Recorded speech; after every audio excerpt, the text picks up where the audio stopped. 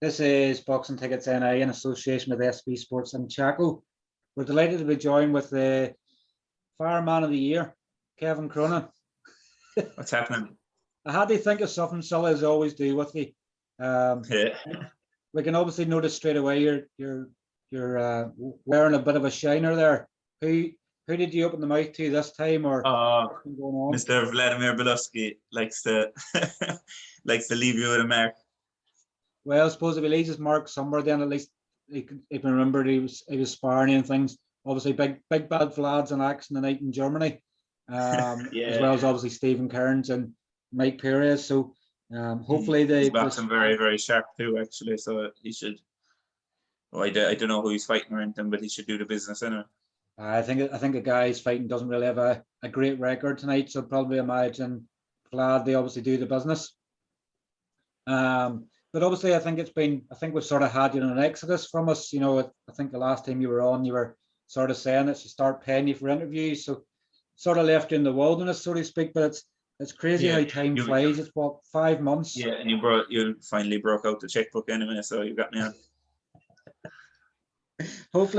Thankfully, nobody takes it serious when you come out with comments like that, you know. But I'm sure I'll find a way back for you now. But how's things been for you? Oh, good, very good. Yeah, very, very good. Good place with boxing. Good place with weight. Good place with fitness. Everything's going to plan. Fight coming up, so delighted. Can't really complain, to be honest. No reason I shouldn't be putting on career best performance next, to be honest with you. And I guess, like, you know, since we last spoke, obviously the Belfast card wasn't done and dusted for Celtic Clash 12.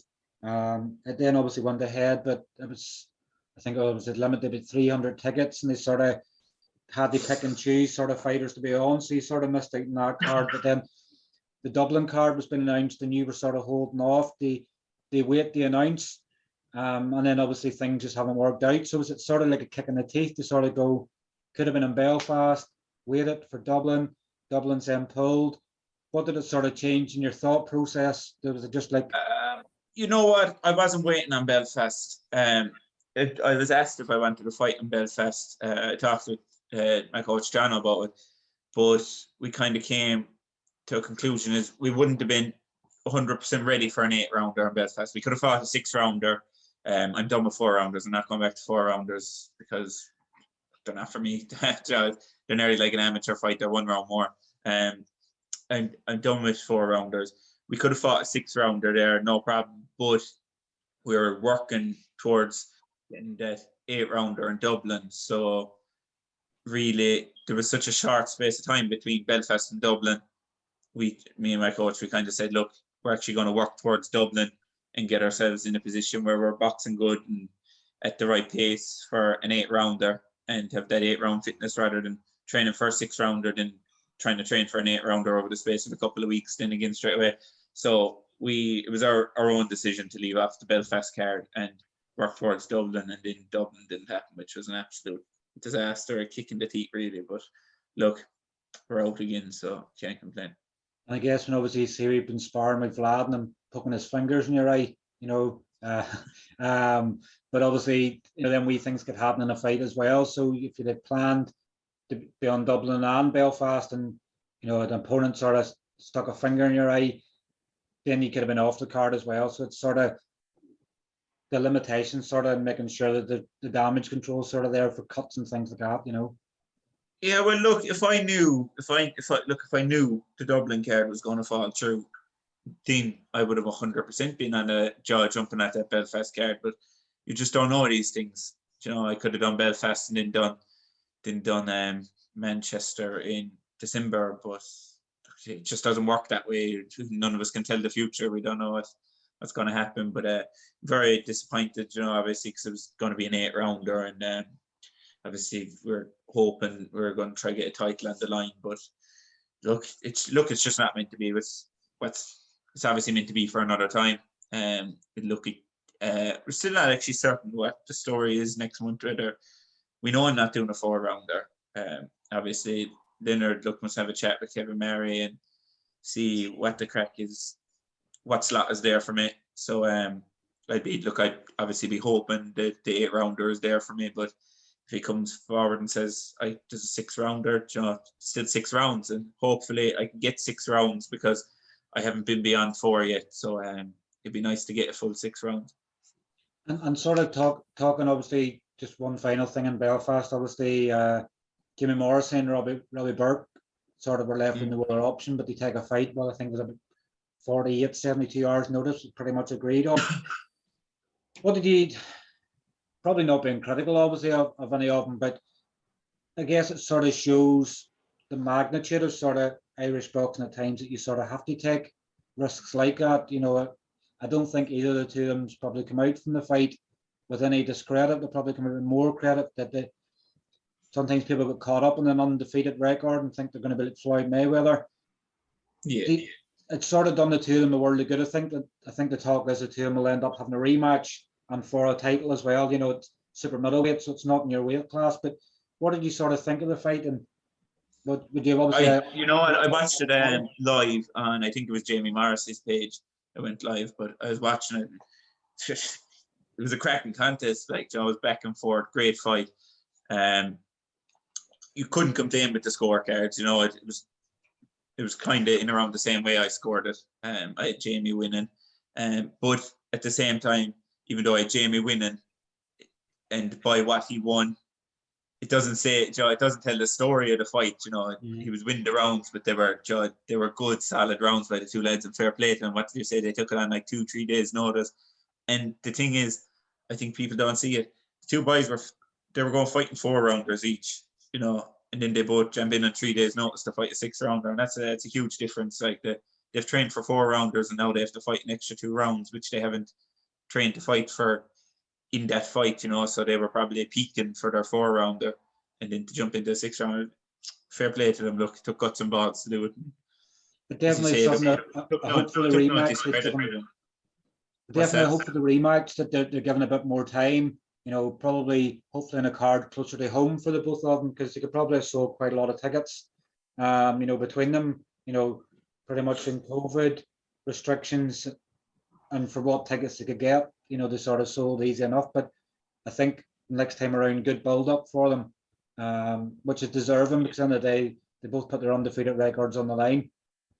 End up in a great. Look, it was a shame. I suppose it was a shame that it had to be done in those circumstances, but I think it kind of added a bit more to the fight, for next time round, to be honest, because like, it's going to be a completely different fight. Whatever rounds they're fighting, they'll probably be. This is if they are rematching, they'll be training for. So they won't be fighting something they haven't trained for. So if the rematch happens, then it'll be one to watch.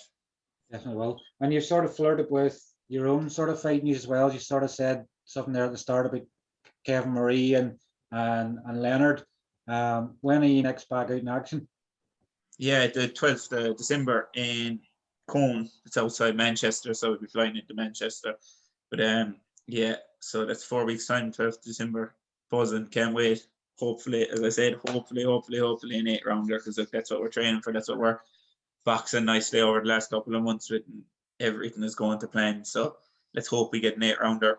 But as I say, we've been mixing in 6-round spars as well, and because that 6-rounder could come, so we're ready for whatever we get, and hopefully get all the rounds. But yeah, buzzing to get back out. It's a pity the event is completely sold out already before I even got my slot. So 0 tickets. But 0 tickets. Maybe might give you a couple of complimentaries if some sponsors or something like that might want to come over. Look, we're kind of looking at it, but I'm not going to be advertising tickets anyway, because even if they come forward and say, look, we managed to squeeze 20 tickets in this area or something, I can't advertise them because I'd already have people to give them to, so unfortunately. But look, it'll be rounds before the end of the year, and it'll set me up nicely then for next year. I won't be going in inactive or anything like that. But buzzing, and to get back in England as well, which, as you probably noticed anyway, is a place I'd be looking to build myself as well. So I'm getting back over finally, just coming towards hopefully what is the very end of COVID. But buzzing. And I know you have pretty much said previously that you wanted to be on Fight Zone cards and stuff like that. I'm not sure if obviously Kevin's card will be on Fight Zone, but getting fights in England, there's more more opponent choice in England rather than having to fly in someone from another country. You know that boxing Ireland sort of want to go down the route of trying to find good fights at home. Your problem is finding good fights at home at light heavyweight. There's not a lot of choice there. You know, I think the only ones you have, well, obviously you've Tony Brown, you've Joe Ward, who fights in America, and then you've John Coffey / Carpenter. He's obviously having to fight in England or Scotland as well. So at least when you go to England, there's more opportunities for opponents there that can give you good tests. Yeah, and you know, it's all about the right steps at the right time too. And in England, you kind of have them options there, you know. Whereas Ireland, as you say, like, what was that, 3 names all together there in the division. So that you just have your one step. You've just got to jump all the other steps into one step kind of thing. But yeah, look, it is what it is. There's nothing we can do about that. But yeah, England's a good place. And obviously, as I was saying to you, I dropped a name that I'd like to fight in 4 weeks because it's a name that probably a lot of people inside the boxing circle would say I should lose to. But that's the reason I dropped it, because I know he's from there, probably has more titles than I have fights. I won't mention his name because the chances of the fight happening are slim, because I only dropped the name to Leonard Gunnan yesterday. But hopefully, I'd love if they could make that. But either way, you know what, you're going to get a test over there, because the boys know what way I am, and they know the level of opposition I kind of want to jump forward to fight and be tested. Yes, sometimes when it's close to Christmas, though, when it, you know, when a couple of weeks out from Christmas, probably someone might see a fight and go, presents are paid for, you know, things like that. But obviously, you get on the card, it's already sold out as well. It's how many rounds they can give you, whether they're going to give you a slot, you know, whether it's going to be. Well, you obviously are said to finish with 4 rounders, so you know, 6 rounds or 8 rounds, depending on the level of opponent you can find.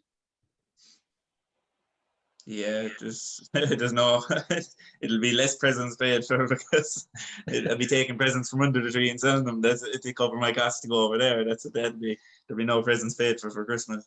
But it won't be paying for presents for Christmas anyway. But yeah, look, that's boxing. It's gonna rob you blind, like, you know. And if you don't have it, like, some people know they don't have it, you know.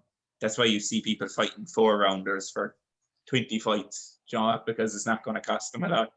But the minute you go past that, it costs you an absolute fortune, doesn't it? Because the show, you're taking up a big slot in their show, they charge you more, and then it's all down to who you're fighting. Some opponents want to be paid, some will come in the 50-50, you know.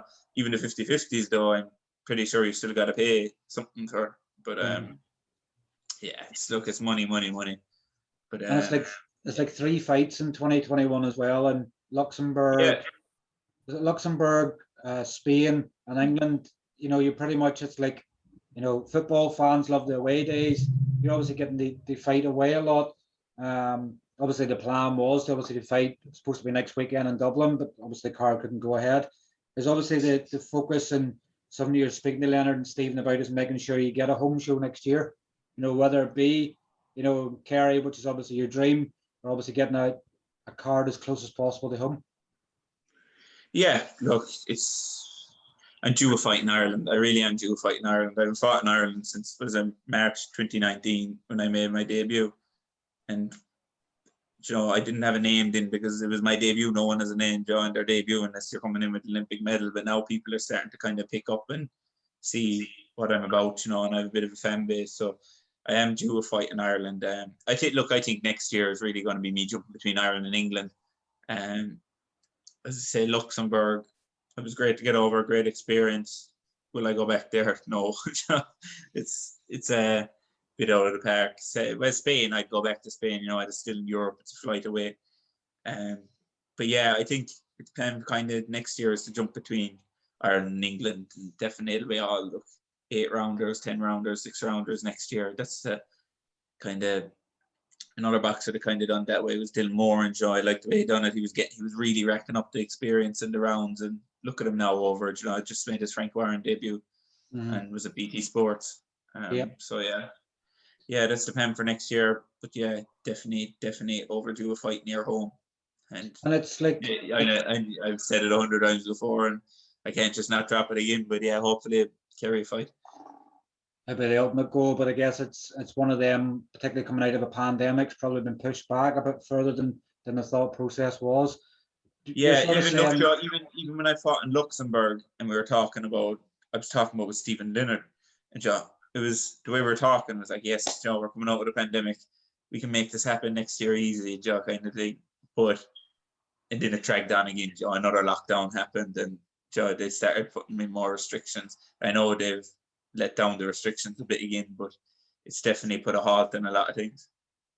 and you're sort of talking of 8 and 10 rounders next year. Is next year the year you're going to be really stepping it up? You know, you're only what, 25. Mm. Am I right there? Don't want you slate me again. So you're only 25. Yeah, 25. So obviously you've time and everything else on your side. You know, it's like you've still probably a long career left in boxing, but do you just see 2022 as a year that get as active as possible? You know, you 2 fights in 2019. You'll now have had 3 fights in 2021. Is it now about getting fighting regularly, but getting really good tests? Yeah, 100% fighting regularly. People want to see me fight more. Do you know what? Because is it now? There's only is it not fair, Joe? And well, I'm not going to say not fair because, in fairness, Boxing Ireland getting me what fights they can. 3 years or 3 fights in a pandemic year is a lot of fights, like you know. But yeah, look, it's not just bad on me. You know, I'm not as active as I'd like to be, but the people that are following me too, Joe, they want to see more of me, even if they're not going to be there, Joe. They'd like to be tuning in every 10 weeks, you know, but obviously 3 fights in the year was said every 4 months. Joe, needs to be a bit more than that. I know as you go on and go into titles, maybe the fights slow down. Maybe 3 fights would be a lot in a year then when you're holding titles because you're defending them and looking for more titles to fight for. But right now, I'd like to look. I got to get this out of the way in 4 weeks' time. Obviously, the name I mentioned to you, if I get that, that's going to be a tough task and a big ask. But come over that, then I'd like to just definitely like to get 6 fights next year, you know, and keep, as I said, nothing below 6 rounders next year. Probably going into next year, probably nothing below 8 rounders. But you know yourself, when you get fights on short notice, you can't exactly jump straight into a 10 rounder unless there's something on the line. But yeah, maybe 6 fights next year. If I could even get 2 of them in Ireland, I'd be buzzing, you know. I know that the DDP Sports are obviously going to be planning a show in Dublin in May. And I know obviously Leonard and Stephen and Dennis from Boxing Ireland have a good relationship with Paul. So obviously there's hopefully maybe one incident in Dublin in May for you, but it's obviously building everything else around that to make sure you're kept as active as possible. Yeah, look, if that comes up, I'd definitely be trying to get on it. If it comes up, absolutely brilliant.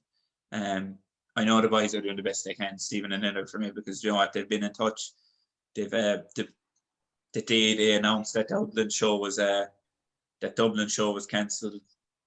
Like Joe was in touch with them, and I said, look, you're right. I know you have enough on your plate now today, so I said you don't even have to respond to me, but look, just if needs be, just try to get me in England before the end of the year. And Leonard said, yeah, sound whatever, and like next thing came to me about it was like a week later and said, oh, I'm looking at something there in England, Joe. So they're working hard behind the scenes, and look, they're giving me what I want. They're getting me the fights I want. Okay, the lads are doing all they can, so look, hopefully they can get me on DDP. But if they can't get me on that, then you know I'll still trust that they've tried that kind of way. You know, I've trusted the lads now, and that's why I've been with them since day one. And look, that's why there's no probably about it. You know, I trust them, so we're going to stick together and keep marching forward. You have that sort of mental, have gloves will travel. You know, it's before your 5 fights away from home. Probably someone you've been helping, obviously, in the lead up to the fight. You done a few rounds with Jay Quiqley. Yeah. Jay's obviously he's obviously a massive fight in 6 days. Time for the WBO middleweight title. Big ask, obviously, for him. You know, he's fighting someone that's held the title for more than 3 years. He's undefeated, but I'm sure, obviously, it'll be good for your record to obviously know that you've been obviously helping someone in the lead up to the world title fight and they're a world champion, so you can go, sweet, you know. But it shows you how times can pass so quickly. You're fighting a potential world title challenger, they've then been a world champion, so I'm sure you'll be ripping Jay on next week. Oh, 100%. Look, as you said, big ask, but you know what? if anyone can pull it off against him, it's going to be Jason Quiqley, because he's going in, and I think the one difference between him and everyone that's actually fought Bubu Andrade so far is he's not afraid of him, and you can see it. He's playing with Bubu. Like, look at the video he just put up yesterday. Landing in the airport. Where are you? I'm here. He's. I think even though there hasn't been that much talk between the two of them, I think he could be in Andrade's head a small bit, because he's really he's playing him. He's not afraid of him, and he's a top quality boxer who I think we haven't even seen the best of yet. Even sparring him,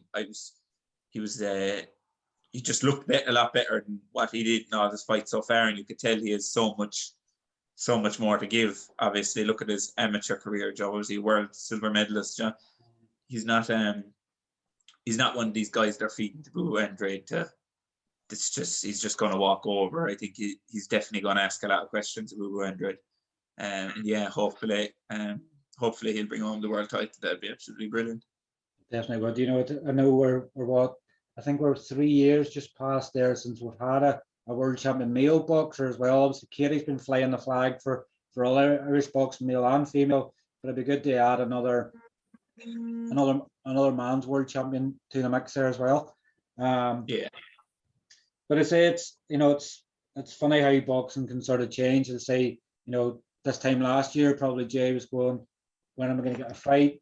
Blah blah blah. And now all of a sudden he's fast. They were talking about the Jack Cullen fight. Now he's fighting for a world title. And the Canelo fight as well. I remember he was in running for the Canelo fight. Yeah, that's right. Yeah. I think this might actually work out better in his favor, because he was just going to be thrown in, I'd say, on a couple of weeks' notice with Canelo. Because when they were talking that time, remember Canelo had a date with not an opponent, so that's I think that was going to be like a short notice thing. But I think this is a better move for him.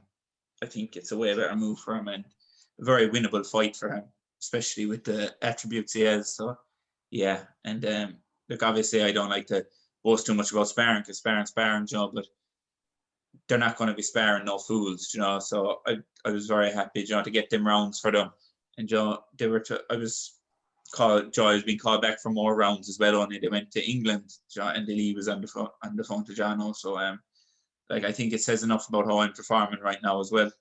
So which makes me take a lot from it, and see how I'm stepping through the levels myself. But yeah, look, it's all about Jay now. In the next 7 days, anyway, working towards the world title. Bring it home. But look, obviously, Kevin, thank you for agreeing to obviously come back on and have a chat with us. Obviously good, I think sometimes time passes. You're getting rid of me. Are we coming into the double hour again? Is it? The double hour?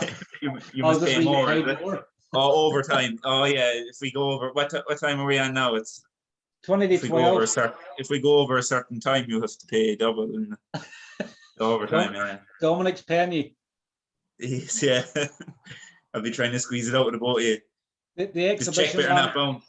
That's what I call him now. I call him the exhibition man. I think I called him in an interview with Michael Cronin the other day. I was like, Dominic just needs to change his name to the exhibition man. But fair play to him. Sort of, I know we can have a laugh and a joke, but Dominic's obviously stepped in to help two of his promotional stablemates recently. Yeah. Dominic's balls in another guy we haven't seen the best of, because even when I spar with Dominic, obviously we haven't sparred now in a while since he changed coaches, but when we were sparring together, like even working up to Luxembourg, he was sparring excellent, and it was just on the day. It's just obviously something. I'm sure he's figured it out now himself, because 2 exhibitions would have helped him as well. But it was just a thing he needed to figure out. And obviously, on them 2 days, he needed to figure out what was going wrong, and I'm sure he has now with the 2 exhibitions. But we're another lad we're yet to see the best of. You haven't invited him down to Cronin's fight camp yet? No, COVID's meant to be rampant above in Kevin, so we're keeping him away.